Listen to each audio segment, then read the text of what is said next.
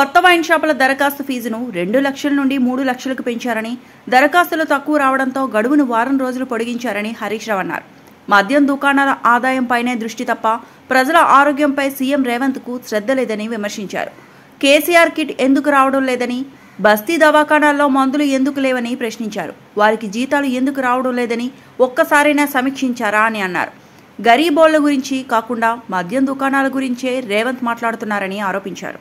కొత్త వైన్ షాప్ల కోసం అప్లికేషన్లు తీసుకుంటే 2 లక్షలు కాదు 3 లక్షలు పెట్టిండు. అప్లికేషన్ 3 లక్షలు పెట్టి వసూలు చేసుకుంటుండు. అదే ఆయనకు పైసలు తక్కువ వచ్చినాయి, అప్లికేషన్లు ఫుల్ రాలేదట. ఇప్పుడు అడగకుండానే ఇంకో వారం రోజులు ఎక్స్టెన్షన్ ఇచ్చిండు. అంటే ఇంకా కొన్ని అప్లికేషన్లు రావాలి, ఇంకా కొన్ని దుకాణాలు పెట్టాలి, ఇంకా పైసలు సంపాదించాలి, జనం తాగాలి, ఊగాలి, రేవంత్ రెడ్డి కిట్టి నిండాలి. గింతేనా నీకు? ప్రజల మీద సోయి లేదు. మరి కేసీఆర్ కిట్ ఎందుకు అంతలేదు? బస్తీ దవాఖాన్ల జీతాలు ఎందుకు వస్తలేవు? బస్తీ దవాఖాన్ల మందులు ఎందుకు లేవు? బస్తీ దవాఖాన్ల పరీక్షలు ఎందుకు లేవు అని ఒక్కనాడన్నా రివ్యూ చేసినావా? మద్యం దుకాణాల గురించి ఇంకా దరఖాస్తులు అమ్ముర్రి, 3 లక్షలు ఫీజు పెట్టుర్రి, రేటు పెంచుండ్రి, పైసలు సంపాదించుండ్రి, దీని మీద మాట్లాడుతున్నావు తప్ప గరీబోల గురించి నువ్వు మాట్లాడతలేవు.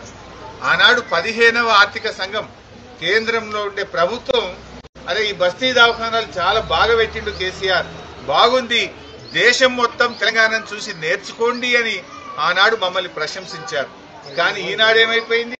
బస్తీ దవాఖానాలకే సుస్థి పట్టింది. పనిచేసే సిబ్బందికి వైద్యం లేదు, గోళీలు లేవు, పరీక్షలు లేవు. ఆ డాక్టర్ అమ్మ చెప్తుంది అన్ని స్ట్రీట్ డాగ్స్ సార్, పొద్దున డ్యూటీకి వచ్చేటప్పుడు పోయేటప్పుడు ఏడ కుక్కలు కరుస్తాయని భయంగా వస్తున్నాము అని చెప్పి ఆ డాక్టర్ అమ్మ చెప్తున్నటువంటి పరిస్థితి. అంటే జిహెచ్ఎంసీ అసలు పనితీరు బాగలేదు. చివరికి ఈ బస్తీ దవాఖానా పరిస్థితి ఏంటంటే దానికి మీటర్ కూడా లేదు, బయట కొండేసి దవాఖానా కరెంట్ నడుస్తుంది. పోయి ఆడ పోయి బీపీ మీటర్ చూస్తే ఆ బీపీ మీటర్ కూడా అందులో బ్యాటరీలు అయిపోయినాయట. బీపీ చెక్ చేసే మిషన్ లో బ్యాటరీలు అయిపోయినాయి.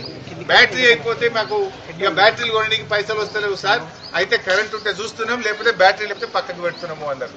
మరిన్ని అప్డేట్స్ కోసం మా ఛానల్ ని సబ్స్క్రైబ్ చేయండి.